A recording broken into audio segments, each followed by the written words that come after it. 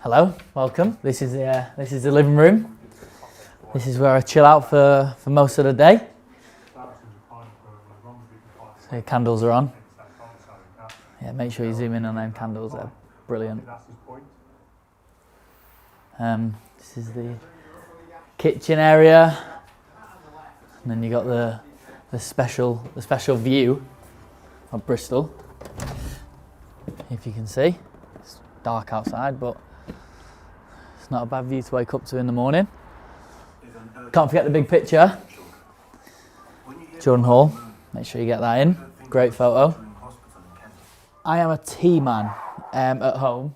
When I'm out, I tend to have a coffee.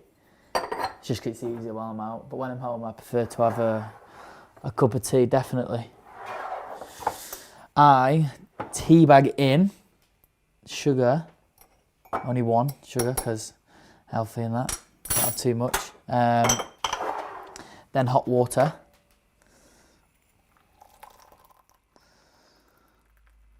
And then you got to let it soak in. So after, leave it in there for a little bit. And then I use cashew milk, not normal milk, because normal. How did that go? Oh my god, I can't believe I've just done that. It's trying to talk and make a brew at the same time. It's difficult. Yeah, it's difficult. Take two, pour the milk in. Stir it in. And that is how you make fantastic brew. If you ask me, any other ways are wrong. Don't let anybody tell you different. Yeah, it's a brilliant location for me. I think it's got everything I need around this area. You know, I don't have to walk too far to get whatever I need, really. So yeah, I love the location. I lived in Portishead for about a year and a half. And then I moved here because it was kind of a little bit too far out of the city. I was living on my own. I used to go into Cabot Circus quite a bit, so it could take like 35, 40 minutes sometimes to get there and then get back as well, which is annoying. So I ended up moving to here, and this is like, you know, it's perfect. I won't move out of here. So I'll get up probably around about 8 o'clock. I'll get out of bed and then leave here probably about 20 to 9. Takes me into training for 10 to 9. And then finish training. Well, it depends what time really. And then I tend to just come home and relax really. Depends what's happening, whether the boys are doing anything or whether the missus is here, whether we go out or whether I just chill. The squad are really well gelled and they seem to get along really well. But you, Callum, Taylor, Sammy, you seem to be like the four that are really quite tight knit. Yeah, I think because we're quite similar age, we've got a lot of things in common as well. That's why we get on. It was me, Callum and Taylor have been here for the longest amount of time. We've been here for like it's our fourth season now. So we're really close anyway, and obviously Sammy's joined in the summer, but he's fitted right in with the group and, you know, especially with us as well. You know, obviously banter at the club with who's got the best roomie. And I can safely say that Callum is the best roomie at the club. No, it's a good laugh. You know, as a team, we get together and play like a card game and stuff. Pretty much every away game we play a game called Wolf, which is a really addicting game. There's probably about 10 of us that would normally play it. So you've touched on Callum, Taylor and Sammy living nearby, but I believe you've had some previous interesting neighbours? Yes, I have actually. Yeah, I've had quite a few neighbours actually. From Jens Hegeler, he lived the door. So you open my front door, and then you literally walk 2 steps, and the other apartment there is where Jens lived. Jens lived in it, and Thomas lived in there for not long, and now Jay's in there. So I think, but I'm getting quite worried because I feel like it must be me. Everybody keeps moving out, so I don't know whether it's because of my music or whether I shout or whatever. But yeah, Jay lives there now, so yeah, every now and again he'll just waltz into my apartment, not knowing what I'm doing, and just come and chat. Yeah. Did you ever used to share lifts into training with Jens, Thomas, or do you ever do it now with Jay? Not really. A bit with Jens. Every now and again we'd share a lift. Obviously with Thomas, who'd be in here a month. I don't think he wanted to invite me into his cars, probably mess up his cars. He's got nice cars, so he probably didn't want to invite me in. And Jay, I think a couple of times I've given him a lift or he's given me a lift, yeah. And if you ever run out of milk for your cup of tea while you're at home, do you head over to Jay's and see if he's got any almond milk? He definitely won't have any almond milk. I did that with Jens. Anything I needed that I haven't got in, I'd just waltz in, just take whatever I wanted, really.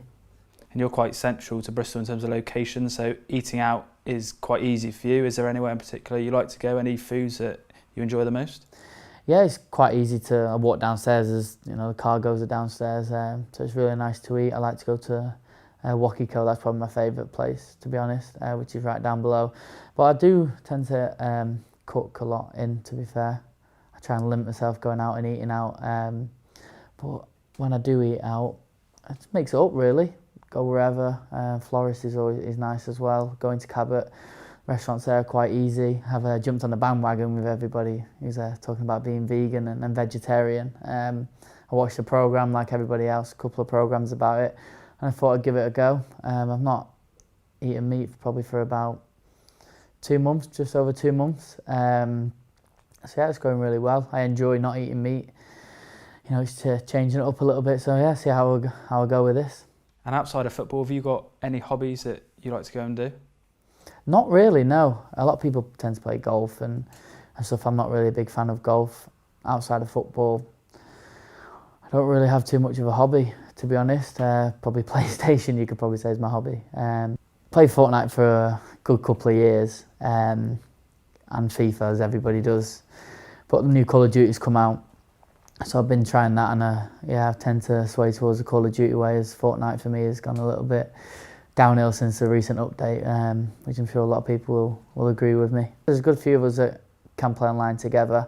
I think Dan Bentley, Nathan Baker, Callum, Taylor, Sammy, obviously Marlon and Aidan and Pato used to play as well with Matty Taylor, so they were a good four that used to come on. Max O'Leary as well. So there's quite a few of us that play together. Or some other people probably not allowed by the missus.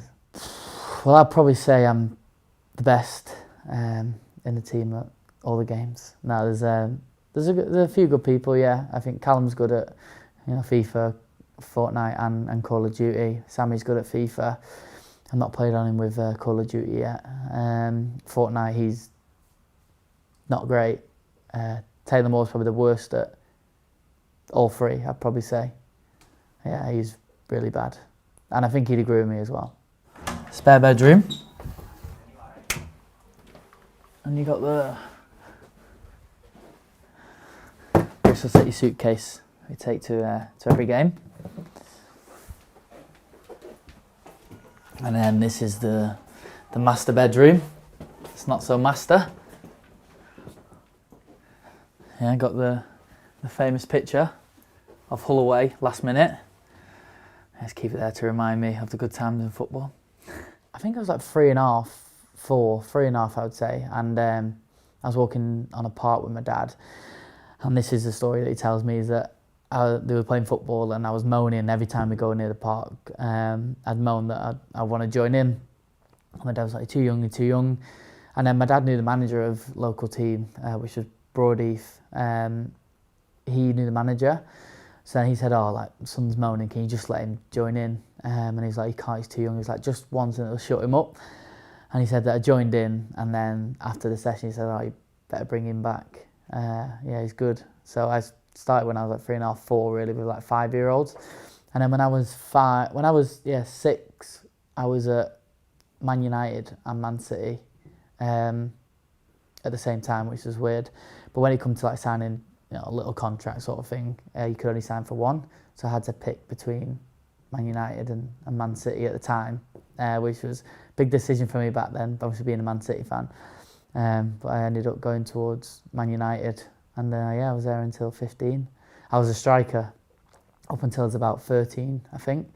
And then I think everybody grew and got bigger and stronger and quicker, and I probably wasn't the biggest or the strongest or the quickest at that age. I was when I was younger, but then I was quick, but when everybody grew up I wasn't. So then I dropped back into midfield, and then ever since then I've just been a midfielder. And what were your first pair of boots? My first pair of boots that I can remember, I think they're like a bright yellow Lotto boots, I think.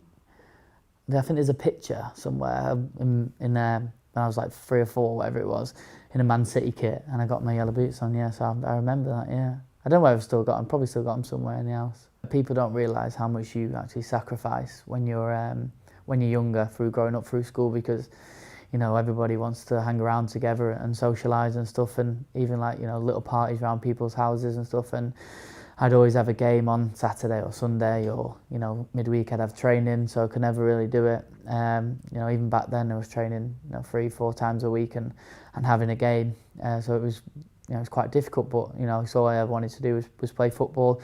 So for me it was quite easy in a way of you know, just going to play football and not hanging around with my friends. But as you grow a little bit older, obviously you make the bigger sacrifices through whether you're going out or, you know, or staying up late or, you know, messing around a lot. You've got to sort of focus on football. So yeah, it was tough, but you know, it was sort of easy at the same time.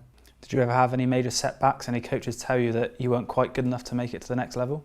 My biggest setback was probably getting released at 15. The challenge of finding a new club was really hard for me. I went on trial at I think three or four clubs, and you know, and they said I wasn't good enough, which to hear from them was not great at all. But I went to Preston North End, and you know, they gave me a chance and gave me a scholarship, and I've never looked back since. So I guess the message for all those young aspiring footballers watching is to believe in your dream, keep going, because one day it could come true.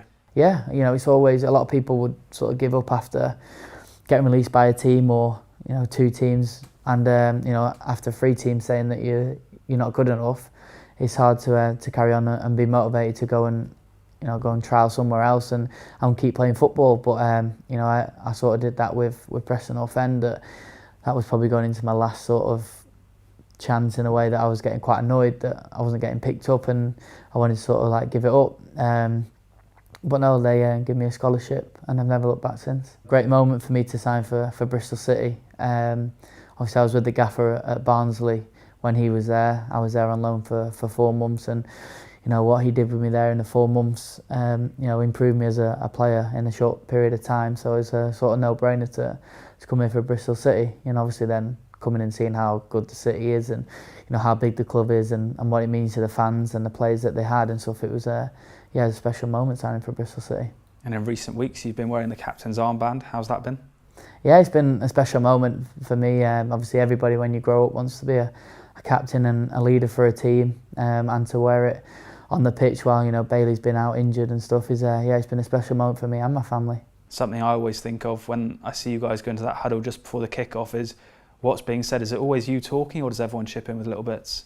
Yeah, it tends to normally be me talking. I think one game I gave it to, I let Jack Hunt take the speech just to mix it up a little bit. Probably bored of hearing my voice in the circle every game. But yeah, it's a good thing. I think it's the last little bit before going into the game that to psych everybody up. I mean, everybody chips in every now and again with a few words and a few phrases that they want to use. And the coin toss, I believe you always stick with either a heads or tails. Which one is it? I think the majority I go for tails that I can remember, just because for me it's just banter with Taylor Moore, say our tails never fails for him, so I just tend to sort of go with tails. But sometimes it's not always heads and tails coin, they have like a different coins every now and again, so that's sometimes confusing, yeah. So living in Bristol, your family are still up north. How have you found it being away from them? Are you getting used to it now? Oh, I love it, being away from my family. No, it was difficult at the beginning. Obviously, moving at 20 years of age was difficult. You know, it's like 3.5 hours, 4 hours to get back on a good run. But I'm used to it now. Obviously, I've been here like 3-4 years now, so yeah, I love being away from my family sometimes. It's nice to have a bit of peace and quiet. And they must be very proud of you. Yeah, they are. Especially, I think, I don't know, they're always proud, but for my dad, I think it means, you know, a lot for me. He played football when he was younger, so I think it's like, you know, living his dream through me, so I know how much it means to him. And so far this season is going very well for you personally and for the team, sat in the playoff spots. What's been the highlight for you so far? The highlight for me has probably been the goals that I've scored this season, because for me obviously it's great scoring, but to win the game against some tough opposition has been, yeah, they've been good moments. for the Charlton goal. Yeah, to be fair, I couldn't remember what I did for the celebration. I just remember walking away and looking at my knees, and they were bleeding because I cut both of the knees. Yeah. Worth it though. Oh yeah, 100% worth it. I'd do it again tomorrow and now. This is my place. You've had your fun. I go straight out. See ya.